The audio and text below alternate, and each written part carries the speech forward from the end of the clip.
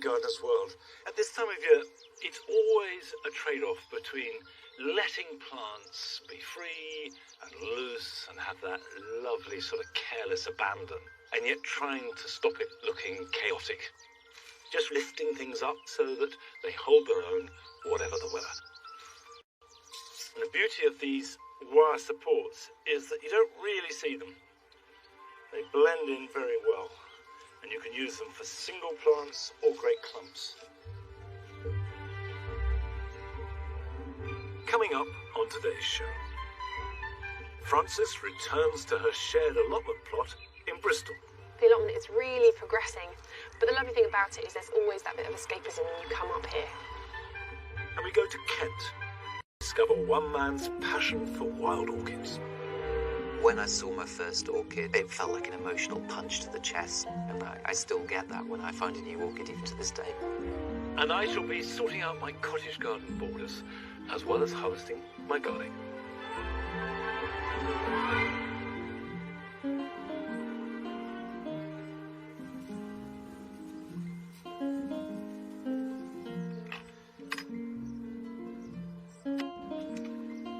I've been having something of a salvia crisis, well, in particular, a salvia gardenetica problem. Which is, not that I can't grow them, they grow perfectly well, I take cuttings, but they've stopped flowering for me. And that's over the last 2 or 3 years, whereas for a long time, their blue to slightly mauvish flowers were a mainstay of the late summer dual garden. Now, a few weeks ago, I went to see Jimmy Blake in Ireland at his garden at Hunting Brook. And I asked him about some because he's a salvia expert. And he said the key to get them flowering really well and reliably is treat them rough. Don't feed them, give them poor soil, good drainage, lots of sunshine, make them struggle, and then they will flower. So I thought I would plant a couple here in the dry garden, which has got the poorest soil at long meadow, it's got full sun, and see how they perform. So if I try and get in doing as little damage as possible, I've got a space in here for this plant. But you can see that this soil, if I get a handful of it here,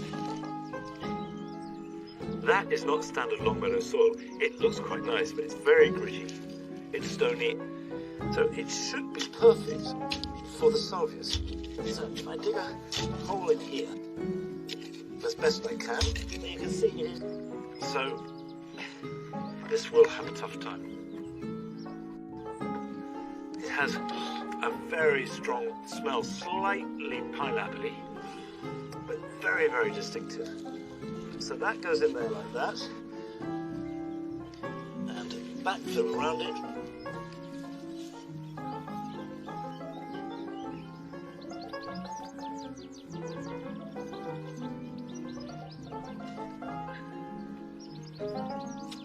Now, it doesn't matter how harshly you intend to treat a plant. You must water it in when you plant it, particularly at this time of year. Give it a really good soak, even if you never water it again.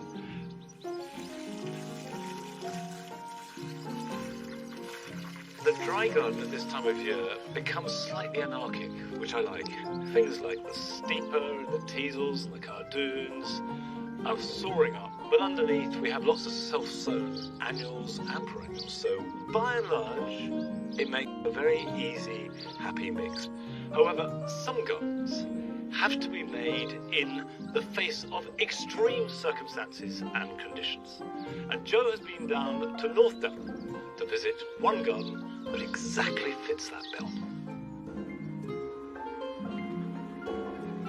Welcome to Foamley, a stunning coastal garden packed with exotic plants, offering breathtaking views over the coastline of North Devon. It's fantastic to see so many plants from around the world thriving here on this challenging and exposed sloping site. Foamley is the home of Beth Smith, a keen gardener and plantswoman who's been cleverly curating this very special garden for 17 years. Beth, this is a stunning garden, absolutely beautiful, I have to say, an incredible view. But it's a tricky site, it's incredibly exposed, it's on a slope. It must be quite difficult to garden here. I started with very little knowledge of coastal gardening. And of course, when you start a coastal garden, then you have to ensure windbreaks. There were the tamarisk hedges and the fuchsia hedges, but I introduced more hedges But the tamarisk hedge is beautiful. Has that been there a long time? I'm almost sure that it was planted when the house was built in 1902. I had a friend cut it with a chainsaw right to the base, right to the ground, and within a month it was shooting again. Well, I love the red stems. I don't know, you don't imagine the new growth is going to be so beautiful. It is very beautiful. It waves in the breeze. It's very beautiful, and it's important to the plants behind it. And the hard landscaping, I think it's paths and walling, and you've used slate throughout. Yes. So you've used the vernacular. Yes. And you put that middle wall in there. Yes, that's an extra wall for soil retention, because over 30 years this soil had slipped down the slope, so we had to drag it back. We had a local craftsman slate delivered on an empty garden. It took nearly 3 months to do. And then the paths are more slate. I mean, everything's slate here. I mean, Yes, the shillet that you see on the paths is the leftover from all the work. But there were some big slabs which we used for steps so that we could actually come and go from top to bottom. And then at one point, the craftsman said, "Would you like a rockery?" So I said, "Yes, I'd love a rockery." And it's become my favourite part of the garden. And you have a huge range of plants from Yes. all over the world. Yes, all over the world. So you're a plant collector, really, aren't you? You're a plant fiend. Yes. But you hold a national collection of flomis. You must be really passionate about flomis. I'm not sure I'd use the word passionate, but I have come to love them very much. You've got a And national collection. I know. You must love them. I love the fact that they're part of a conservation scheme, and I'm keen on conservation in all its aspects. So to have some of it, right here with plants, which are so vital to all of us. So yes, that does fill me with some joy. Beth, the view is just stunning, but you have to respect a view like that, and you have done with your garden. Your garden's a collection of plants, but you still thought about how it connects to the extended landscape. Yes, it's a borrowed view, and it is our water feature. So we have to major on the water feature. I'd love to have a water feature like that, I have to say. That is some water feature. It's fabulous. Yes.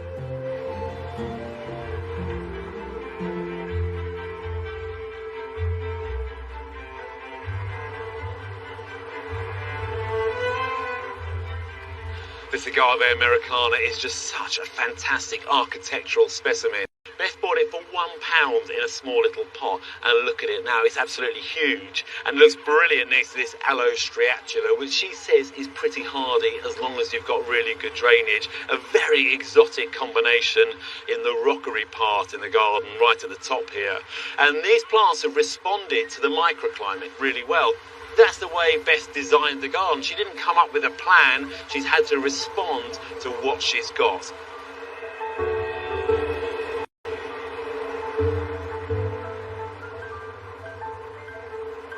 Now this plant is Phlomis russelliana, and it's commonly available, a lot of us grow it. It's just one of Beth's national collection, and I love the way she's integrated these plants into the garden rather than growing them separately in a botanical border. And here we've got a great composition. We've got the frothy Alchemilla mollis next to the Cape Daisy, the lovely Osteospermum, and they lead the eye up to this wonderful Phlomis, which is in full bloom at the moment. The bees are absolutely loving it, and in the winter it'll keep its nice structural form silhouetted against the low winter sun. It looks absolutely beautiful, and then cut it back in spring. It's a herbaceous form, and it'll just spring up again. And I think that those now this is a shrubby Phlomis, so it develops a nice woody framework, reaches about 1 metre tall, and has these lovely soft pink whorls of flower against these soft sage green leaves. So next to it we've got Eryngium Planum, which is green now, but it'll turn a sort of silvery metallic colour when it flowers. And then beyond it, the graceful arching oak grass of Stipa gigantea. And then the eye is drawn up to the spine of that echium at the back there. And really this composition is about the different forms of the plants combining nicely together.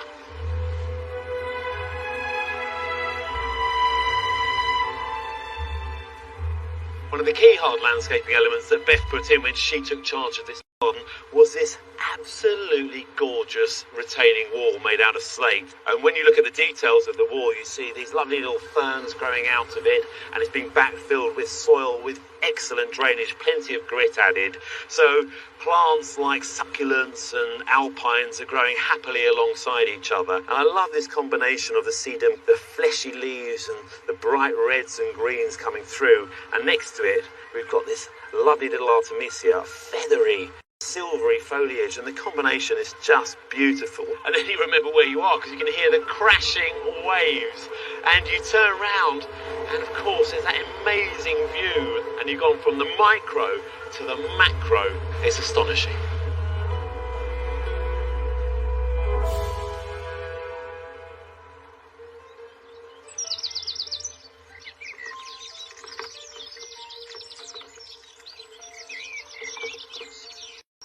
I do envy gardens with a view like that, and on a slope to give you all the different levels. It really, really is such a beautiful setting.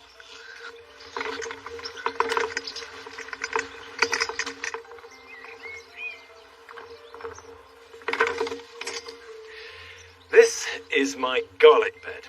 Now, as you can see, it's looking a little orange, and that is because it has been afflicted by leek rust. You can see that the leaves are covered with what the books will cheerfully call orange pustules. Now, it looks pretty bad. In fact, it's not a disaster. It's really common on leeks, hence the name, and on garlic, and you can get it on any of the allium family. And the reason why they've got it is because about 3 weeks ago we had a period of very humid, rather warm weather. The implications for this garlic is that the green leafy growth will die back. And that means that the bulb will also stop growing. One of the reasons you don't worry about rust too much is that it doesn't affect the bulb. It may look a bit manky above ground, but below ground it's perfectly edible and perfectly nice. That will be beautiful in the kitchen.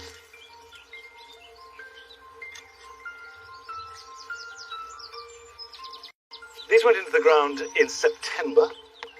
It's a very early variety called Sprint. Sprint are fairly small, and when you harvest garlic, always use a fork. Never yank them out the ground, because what you don't want to break is the junction between the roots and the bulb itself, because that will stop it storing. In order to store, you need all that to be left on, and then when it's dried off completely, you can just cut it off with a knife.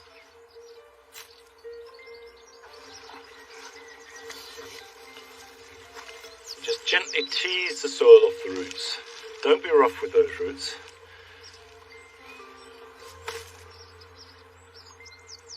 The vast majority of these are going to be stored and eaten across the next 12 months. So the next thing to do is to dry them. The easiest way is leave them on the ground if it's not going to rain, and they can stay outside unharmed for days if it remains dry. But as soon as it rains, or if you think it's going to rain, bring them in, store them where there's lots of ventilation. In the past, I've made a rack with chicken wire and laid them on that, but recently I tend to keep them in the greenhouse. And they will take at least 2 and sometimes 3 or even 4 weeks to properly dry. Now, I've had a vegetable plot all my adult life. I've grown vegetables since I was a small boy, and I just take it for granted.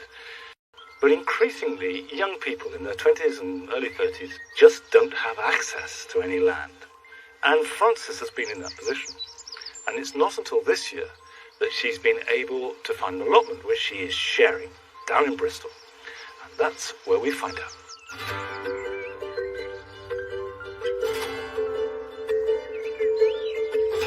With Luke away on holiday, I'm holding the fort, and there's plenty to be getting on with.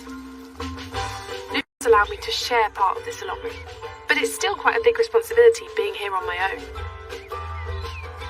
The allotment is really progressing, and it is incredible how quickly time flies when you're here working away. But the lovely thing about it is there's always that bit of escapism when you come up here.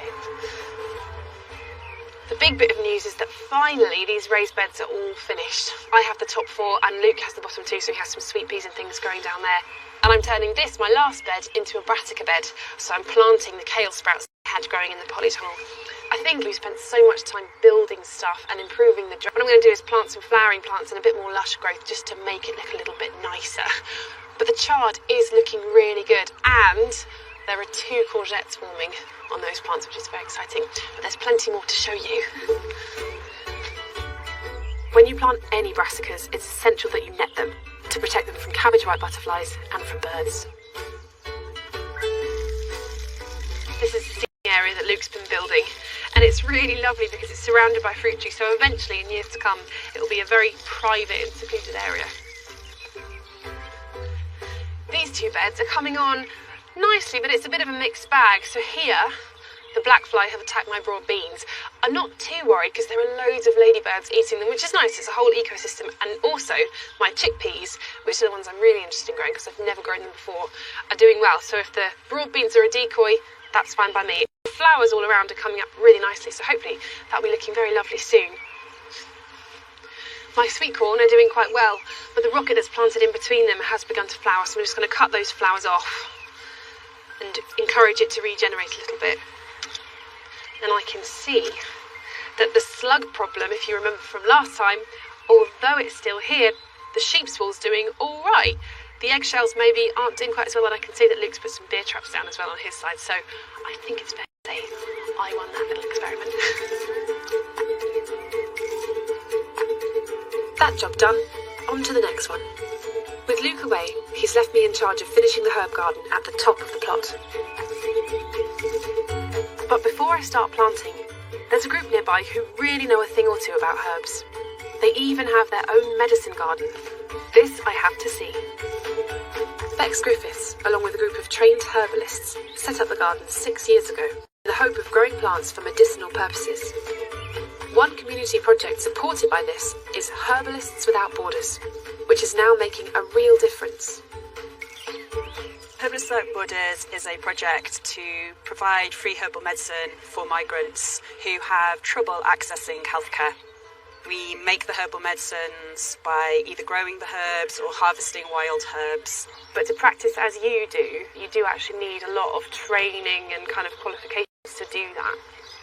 I am a medical herbalist, that's 4 years training, and I see people in a clinic. So we've got about 60, 70 different varieties of herbs, and we've divided them into body systems. We're standing by the lung bed, so these are all herbs that can help with chest infection, they can help with inflammation or help get phlegm off the chest. Behind you is the well-being bed, and that's like a lot of the herbs to do with calming people, supporting with depression, melancholy, anxiety, help with a deep, restful sleep. I've got marshmallow here. It's very soothing, very cooling, so we use it for any inflammation of the stomach, the chest. Amazing. So marshmallows are good for you? Marshmallows, well, not the marshmallows you buy in the shop. We're setting up a herb garden on our allotment. Do you have any advice about how to get things to thrive here? I would say first know your varieties, because a lot of herbs have cultivars as well. So we like to get the original herb, the wild herb, so it's good to know the botanical name. And then don't feed the herbs, because if you feed them, they don't have enough challenge.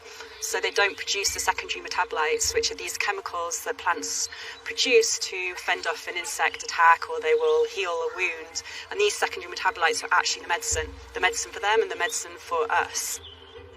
Never underestimate the power of plants, and always seek advice from a trained expert or health professional if you want to use them medicinally.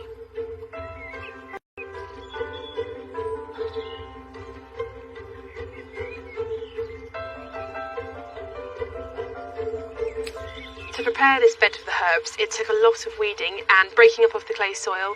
I put cardboard in, compost and some grit because a lot of Mediterranean herbs need very good drainage. When I'm placing these out, I'm trying to be aware of containing things like mint and lemon balm in smaller sections so that they don't go too mad, or else they can spread a little bit far. The herb I absolutely love is lemon verbena. It makes a great tea, but it also has an incredible smell. It gets quite big, but as long as you cut it back fairly regularly, which we will be because we'll be using it, it will be alright in this space here.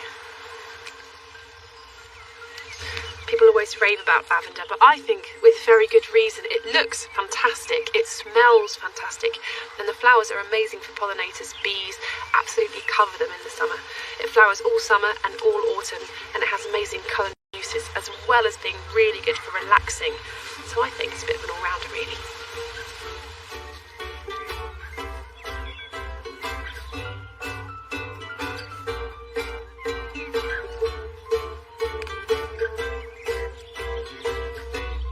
Amazing the difference it makes finally actually tasting something that you've planted on your allotment.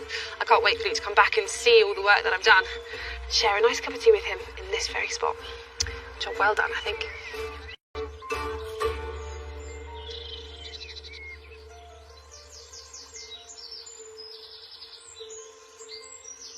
wish just everybody had access to an allotment of some sort. But even if you have got access to space, it doesn't guarantee success. I've got good garlic. These spuds are looking good. I've even got reasonable parsnips this year. But this area here has been... As it is, I've got about 7.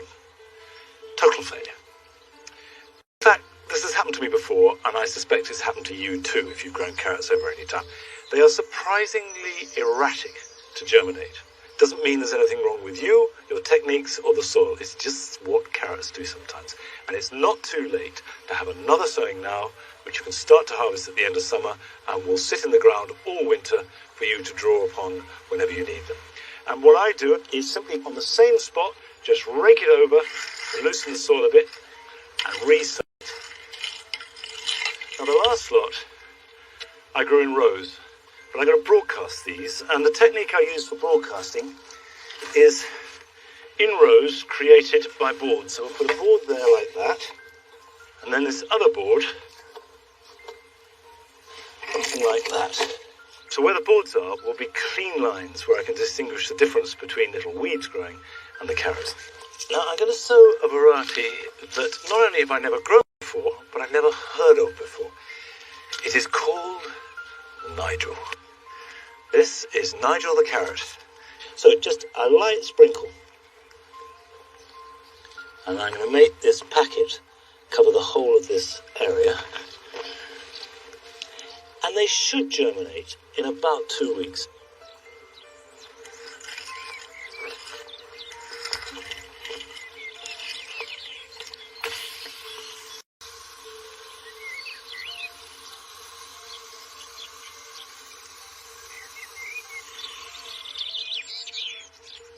It has been very dry here, so by soaking the soil that will stimulate germination, and I really don't need to water them again unless we have a real drought, in which case we won't be wanting to waste water on the garden. So that's it. If they don't germinate, I've missed the boat this year, but I think they will. I think we'll have Nigel carrots by September. Now, still to come. Nick goes to see the newly refurbished temperate house at Kew, and Adam visits a community garden right in the heart of Birmingham.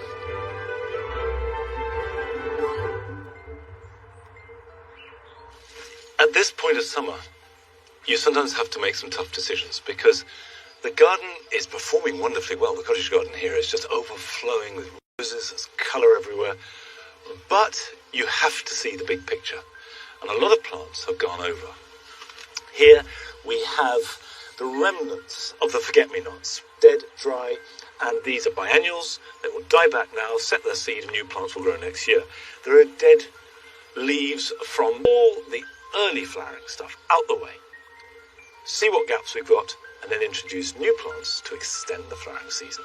So I'm going to start making a mess. The art of keeping a garden looking really good all the year round is one of constant tinkering. And in order to keep succession coming through, you have to keep adding plants, taking away, cutting back, encouraging, teasing, trying things out. And that's what I love about gardening. It's the art of gardening, not just the jobs that can be ticked off. Plenty of bare soil. So I'm going to start to fill that up again. I've got some nice new dahlias that I picked up at Gardeners'World Live. Have a look at these.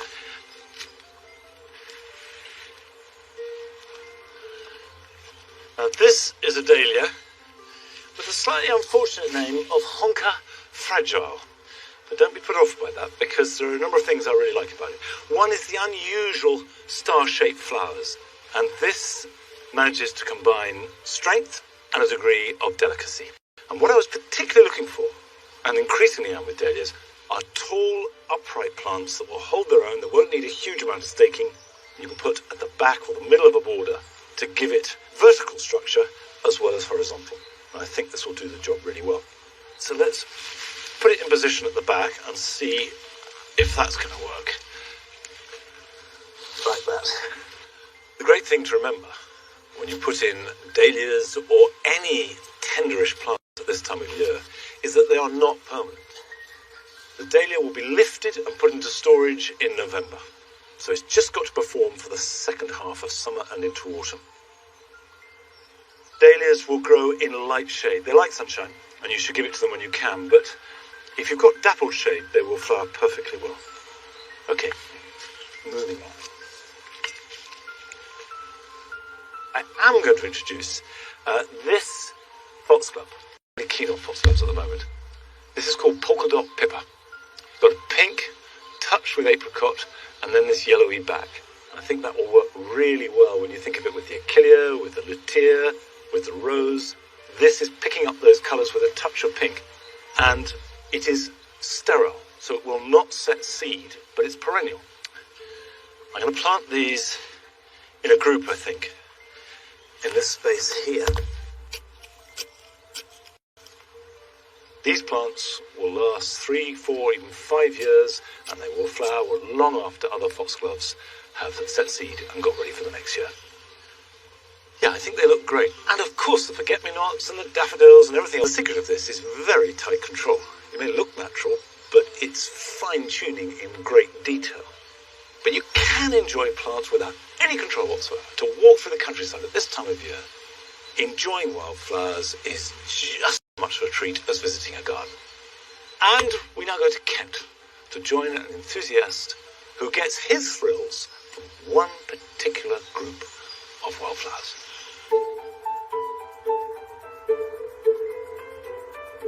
My name's John Dunn. I'm a nature writer from Shetland. My passion has been natural history for many years, but I have a particular fascination with orchids. When I saw my first orchid, it was like falling in love. I was only 9 years old. I didn't know that at the time, but it felt like an emotional punch to the chest, and I still get that when I find a new orchid, even to this day. The orchid in question, it was an early purple orchid, so it's one of the first ones to flower in Britain. And it's a slender orchid, which is an absolutely staggeringly beautiful plant, at least as exotic as its tropical counterparts.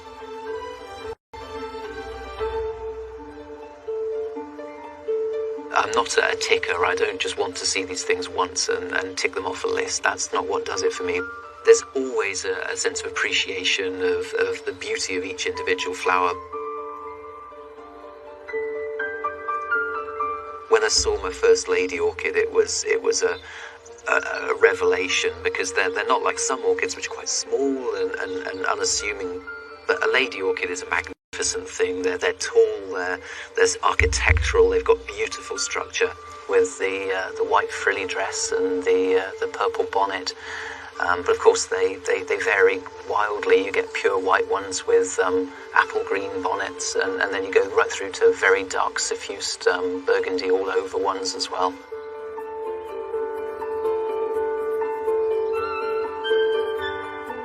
There's 23,000 species worldwide, I think, possibly more. They vary in form. That's one of the particular charms about them. They come in all shapes and sizes and colours. But they all have one thing in common. They all have 3 petals, 3 sepals, and one of the petals is marvellously developed over and above its counterparts, and that's to act as a lure for pollinators. Here we've got one of the classic orchids of the woodland margin. This is a greater butterfly orchid, and they've got a really long spur at the back of each flower, which contains a small quantity of nectar at the very tip. And so only a pollinator with a really long tongue can reach that proboscis down to drink from the nectar. And in so doing, their foreheads come into contact with the pollen on the orchid. And when they fly away and go back to another butterfly orchid, pollination ensues.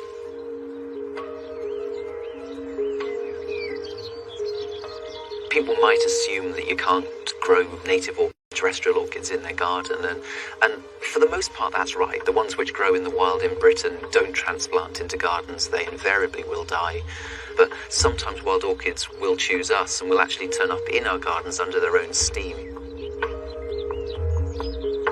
Orchid seed is dust fine, and sometimes will just blow from a nearby wild population into a garden. Sometimes it's as simple as people going away on holiday for a few weeks and not mowing the lawn, and suddenly they'll come back and find they've got a beautiful stand of autumn ladies' tresses there in the lawn, which they never knew were there. But having said that, you can get some from specialist nurseries which will do really well in the garden as long as they're in conditions which are similar to those they're found in the wild. There's one particular family, the dactylarized and marsh orchids, which will do really well in the garden. They produce pink, white and purple spires of orchids and quite prolifically too. One of my absolute favourites are monkey orchids, which are one of the rarest orchids in Britain. They're only found at 3 sites in the whole of the country.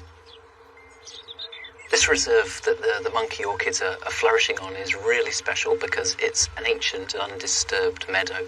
It's probably not been ploughed for decades. It's enclosed in a wooded valley, so it's really sheltered. One of those 3 reserves, they're at the brink of extinction, so realistically this is one of only 2 places in Britain where you could expect to see monkey orchids. Each individual flower looks like a tiny capering monkey, complete with little arms and legs, and even a tiny monkey tail. They are absolutely one of my favourites.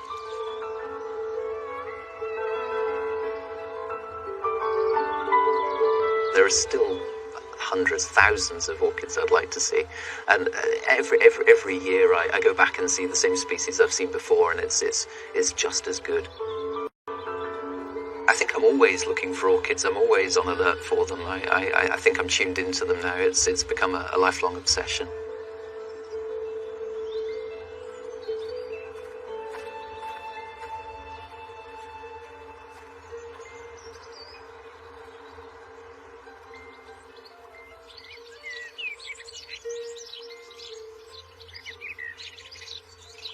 It is thrilling to come across an orchid or a group of orchids when you are out for a walk, but you dig it up. And something I just noticed yesterday, still there, is a swarm of bees up in the tree. Now they've come from my hives. The last few days we've had a lot of activity. Clusters of them clinging to the outside of the hive, lots of noise, and they were clearly getting ready to swarm. And what happens when they swarm is a queen leaves the hive, taking her workers with her, which is why they gathered like a sort of living cone, and there are thousands up there. And then those that are left in the hive will rapidly start breeding, and so the process goes.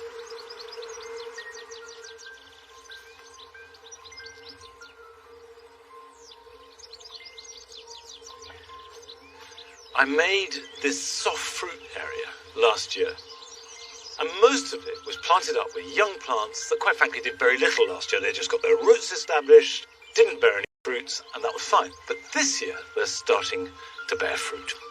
This is a tayberry. It's a cross between a raspberry and a blackberry, and I've got some fruit growing on last year's stems. It flowers and fruits on the previous year's growth. They're just beginning to show signs of ripening, and these will be ready in a few weeks' time.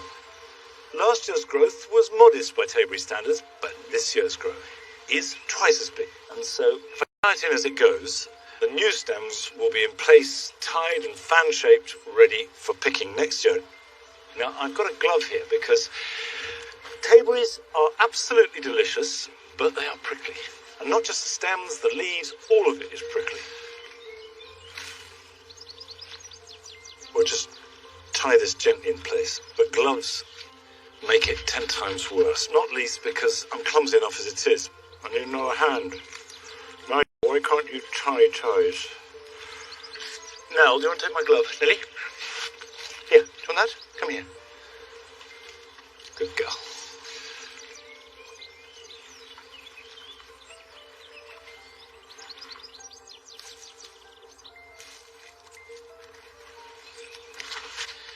Now, Tayberries are really prickly, but worth it because they're delicious.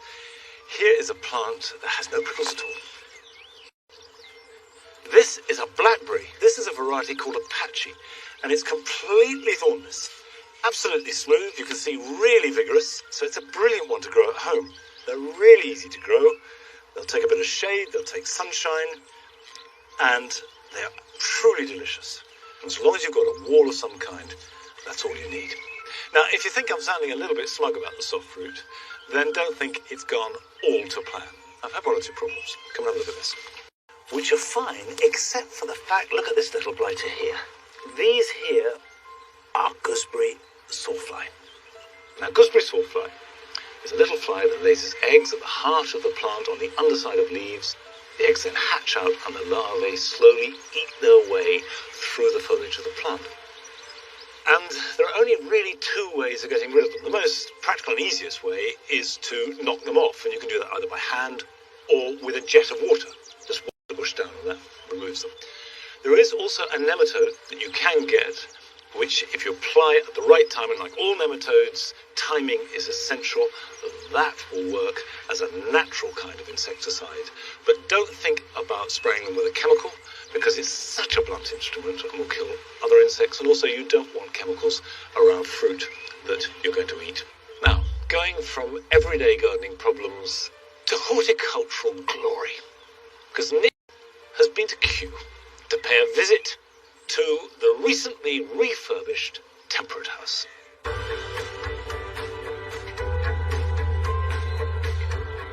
Every time I come to Kew, I make a beeline for this building, the Temperate House. It's home to some of the rarest and most endangered plants in the world. Now, it's been closed for the last 5 years for a £41 million restoration project, but thankfully, it's finally reopened. The Kew Temperate House opened in 1863, and it's the largest Victorian glasshouse on the planet, covering a jaw-dropping 4,880 square metres. During its meticulous restoration, 69,000 elements of its complicated structure were removed, cleaned and repaired. 15,000 new panes of glass were carefully replaced, and the plants had to be specially housed in a temporary nursery. Altogether, it took 400 staff and contractors to complete this mammoth restoration project, taking nearly 2,000 days to complete. To find out more about how this incredible project was managed, I'm meeting Head of Glasshouses, Greg Redwood. Greg, the restoration of a Victorian glasshouse on this scale must have been a really kind of meticulous process. Yes, there was different corrosion and different problems in different parts of the house. Large bits of timber were rotting. We had scaffolding holding up bits of the house in one of the octagons. If you notice, there's lots of acanthus leaves, flowers and other decorative material. They were all screwed on, but the screws that were fixing them had started to fall off, so we had bits of falling ironwork and wood. I mean, there are thousands of plants in here. It must have been quite a process to remove everything beforehand. Yeah, it's better for us to completely clear the house and replant, because then all the plants grow up together and you haven't got to try and establish a young plant under a thick canopy of evergreens. We repropagated thousands of other plants and just to grow new fresh ones. So we didn't save everything, but we repropagated. Enhancing the environment for the plants. In the 1970s, when they restored the building then, sealed shut a number of the side ventilators, both at the bottom walls and up in the roof. We reactivated all those so they all work, so that you get a crosswind through the house, which is much better for the plants. And we replaced all 15,000 panes of glass, and they're letting in a massive amount more light than was happening previously.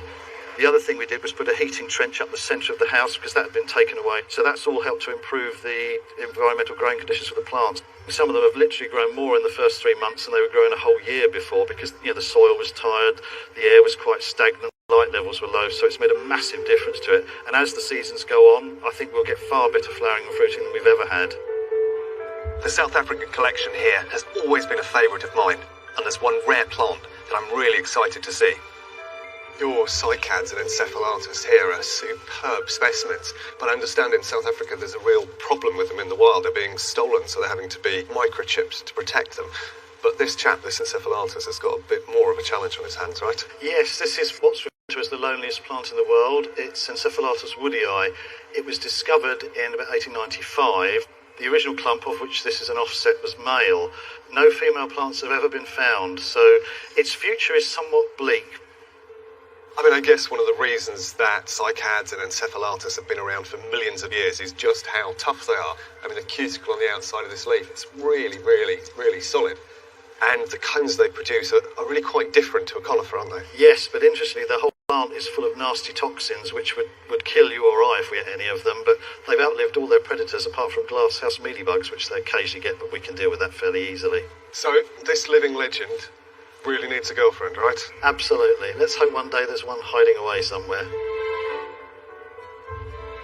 There are so many rare and valuable plants in the Temperate House that have been historically used to soothe, heal and medicate. Greg, the plant you've got lurking in the wheelbarrow there is a favourite of mine, Catharanthus rosea, or the Madagascan periwinkle. I guess a lot of people will have seen it on holidays in the Mediterranean, where it's often used as a bedding plant. Yes, Nick, it contains two compounds that are extracted from it called vincristine and vinblastine, and they're used to treat childhood leukemia. Prior to the discovery of those two chemicals, the prognosis for survival was 1 in 10. After the use of these chemicals, it's about 9 in 10, so it's made a huge difference. So that's why it's important to save any plant, because we don't know what chemicals most plants contain yet and what diseases they could potentially cure in the future. The thing that also always surprises me about medicinal plants is, nearly without exception, they're all extremely poisonous, aren't they? Yes. And so the key message really is it's all about taking the right dose rate as prescribed to you by a doctor and never self-medicating. Absolutely, and I would never have... Incredibly beautiful. Yes. The main ethos of the Temperate House is planting for the future. A staggering 10,000 new plants being installed here. Looks like a pretty healthy leucadendron you've got, and so many fibrous roots down the edge here. Oh. Turn it a little bit that way so that branch goes into the gap. Okay. It's perfect. Now, I noticed that the soil, the medium that you're using, is really quite kind of coarse, quite sharply drained. Yeah, this is a special mix that we have made for the South African plants, so it's got composted bark, coir, loam and coarse horticultural grit, and it's also very low in phosphorus, because these plants of the Proteaceae family have all evolved in areas where it's low in phosphorus. All of the trees and shrubs in here will be in here for a long time, so we're planted for future generations as well as ourselves. Fantastic. I mean, I always admire so much the work of botanic gardens. Of course, it's all about conservation, preservation and education. That's happening actively here in this newly restored house. It's brilliant to see it, so keep up the good work and thank you very much. Thank you.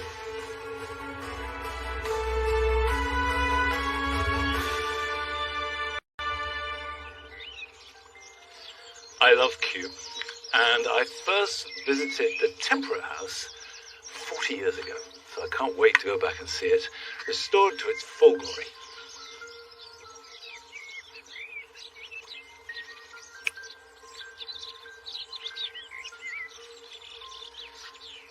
It's tempting at this time of year just to let things carry on a little bit more. Take the early flowering geraniums, geranium farm here. It's still flowering and will go on flowering for much of the summer, but less and less until there's just the odd little flower showing. But by cutting it back hard now, you do two things.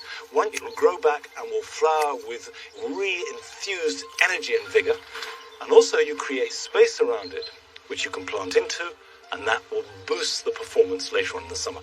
And next to it, I've got an oriental poppy, looking very bedraggled now, but if I cut that back, again right to the ground, that will regrow and may well reflower in late August and September. So we've cut that back.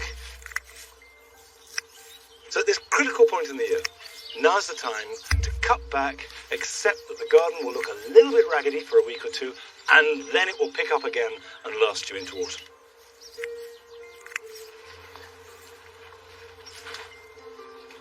This can be a sort of process of being honest with your garden, because when you cut away things like this geranium farm, it does expose a lot of empty space within the border. It means that it's been dominant. But that's no bad thing. It's a chance to reassess, to add plants, maybe take some of that geranium out. But working with other people and sharing work is not just fun, it's been proven to be really therapeutic, good for our physical, mental and social well-being. And Adam has been along to see an in-city community project at its best. Squeezed in between high-rise and residential streets in Edgbaston, Birmingham, is a totally unexpected space, a 6-acre oasis of calm in the heart of this city. This is Martineau Gardens, a community garden which has become a beacon for relaxation and education. We might want to do other things like Caroline Hutton is the glue here. She came in 17 years ago when this area was under threat of closure and helped regenerate it. When you came in, I suppose, what was the ambition? just to be able to be open for another year. Yeah, so it literally was that, just step by step. Yes, yes. It was to keep the place open for the people of Birmingham. Yeah. And in essence, what do you think it brings to the community? A place which feels like you can get lost in. Yeah. And a place where people can meet one another. Our gardens are looked after by people with mental health issues and learning disabilities. Those are people who are usually excluded. And here, they are doing something which is socially acceptable. Yeah. They're volunteering in a garden. This place is very much about people, isn't it? Yes. And we like to say that plants and people both need the right environment to grow. I love that. And that sense of empowerment is what it's all about. Okay, guys, what you want to do is dig yourself a hole a little bit bigger than the pot. Project leader Stuart runs a programme of horticultural therapy for 40 volunteers who have a range of health and learning difficulties. What do you think that people get out of it?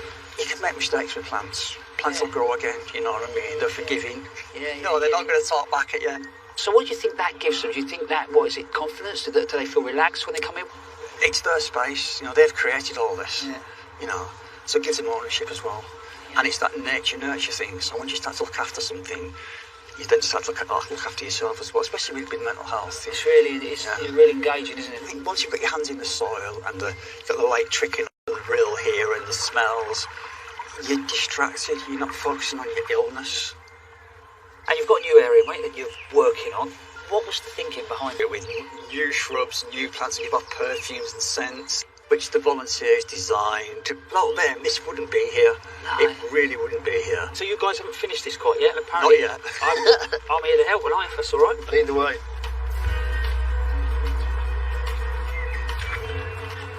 Yeah, Right, all. Cool. Right. Come on in, mate. See if it's deep enough, mate, shall we? It's not bad, is it? Not bad? How has it worked with you since the first time you came to the way you feel now?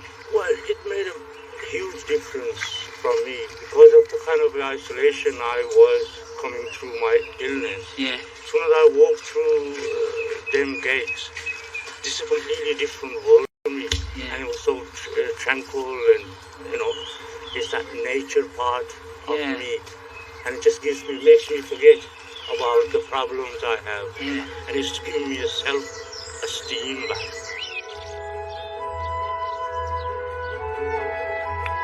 Brian and Andrew are the Mothmen and have been recording the moths that have come through the garden for over 10 years.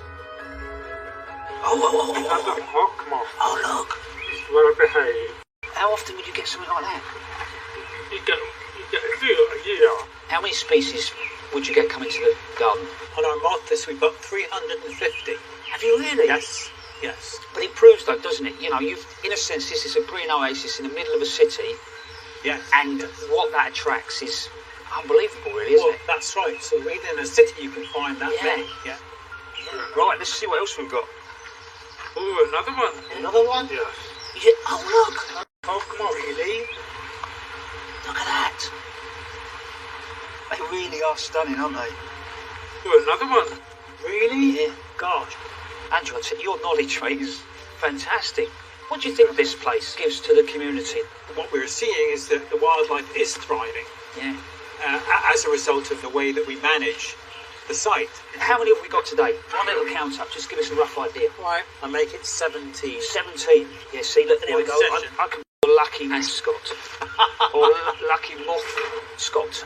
There you go. Yes. The moths will be released once Brian and Andrew have finished identifying them. Caroline is in the process of passing on the baton, but she's left quite a legacy. What Caroline's done here is fantastic, and she really is a gardening hero. But the standout bit for me is that she's created a whole team of heroes, and that's what makes this a really special place.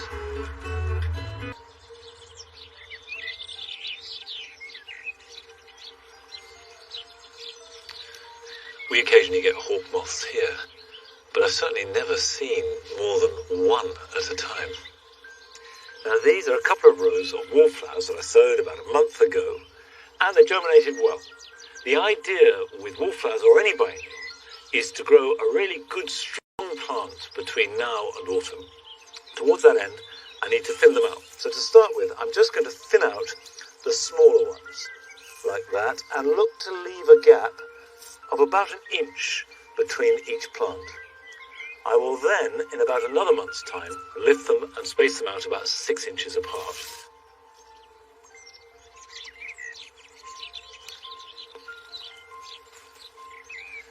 If you haven't sown wallflowers, it's not too late to do so, and I will sow another couple of batches. And if you don't want to sow wallflowers, here are some other jobs you can do this weekend.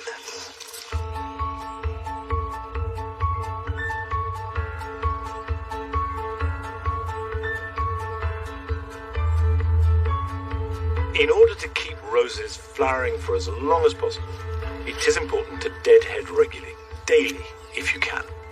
And don't just pull off the spent petals. But using a sharp pair of secateurs, prune right back to the next side shoot, be it a leaf or a bud.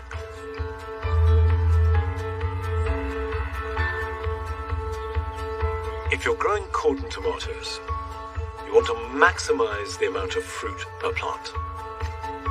So pinch out the side shoots that grow between the main stem and the leaf, as they take a lot of the energy away from the cordon. And as you do so, make sure that it is tied in securely. As soft fruit ripens, be it raspberries, currants or cherries, it is important to protect them from birds. Just drape a temporary netting over it, fixing it firmly at the top and the bottom, and also making sure it's taut so the birds can't get tangled. And leave it on for as long as it takes for the fruit to fully ripen and be harvested.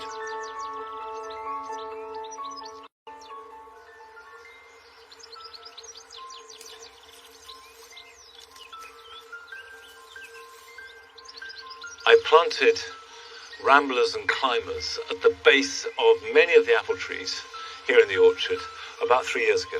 And it took a year or two for them to get established, but they are there now. This is a rose called Albertine, and it has the most fabulous fragrance.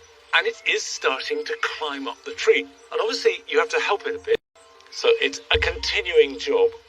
But I'm afraid we are not continuing because we've run out of time. And I shan't be back here at Longmeadow next week because it's Hampton Court and the team will all be there. And I will be returning here with you, I hope, on Thursday, the 12th of July at a slightly later time of 9 o'clock. So I'll see you then. Bye-bye.